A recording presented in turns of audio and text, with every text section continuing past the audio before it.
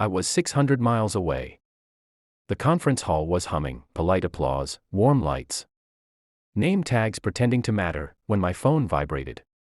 Unknown number. I stepped into the corridor. The carpet swallowed my footsteps. My pulse didn't. "Mr. Hale?" a woman asked. Her voice was thin.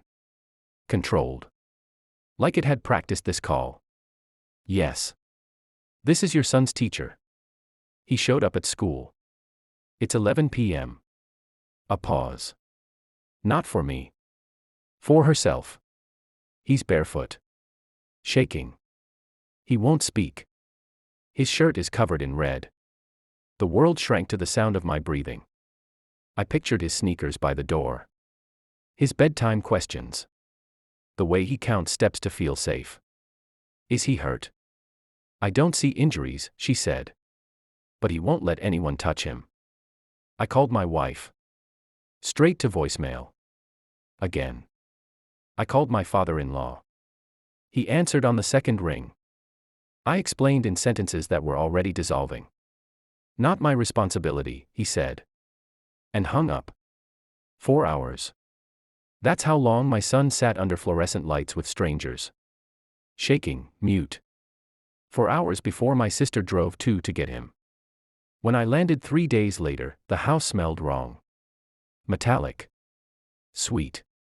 I froze in the doorway, keys still in my hand. And that's when I understood. They told me it was paint. Red paint from an art project. A spill. A misunderstanding. My wife said it calmly. Too calmly. Her eyes searched my face, not for forgiveness, but for alignment, checking if I would accept the version she needed. Our son didn't speak for 2 days. When he did, it was in fragments. Sounds. A hand squeezing mine too hard. A whisper at night, he told me to be quiet. I didn't ask who. I watched instead. I watched how my wife locked her phone when I entered the room. How she washed the laundry separately. How she avoided my sister's eyes. How she flinched when the doorbell rang. At night, I replayed the call. Barefoot. 11 p.m. red. I traced timelines. I counted hours. I noted what she didn't say. Denial is loud. Realization is quiet. The truth didn't crash into me. It settled. Heavy. Permanent. I became methodical. I pulled phone records under the guise of expense reports. Numbers repeated. Late nights. Short calls. A man who knew when I traveled.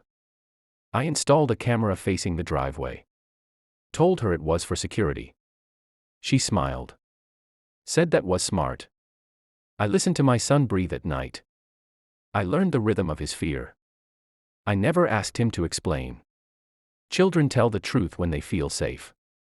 I focused on making silence safe again. I checked school sign-out logs. There was a signature. Not mine. Not hers. I followed the number to a name. The name to a business. The business to a keycard record that overlapped with my wife's gym visits. I stayed calm. I made dinner.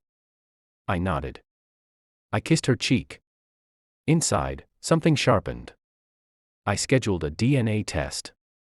Not for paternity. For evidence. Fibers. Residue. I needed facts that couldn't be argued into softness. The results took 10 days.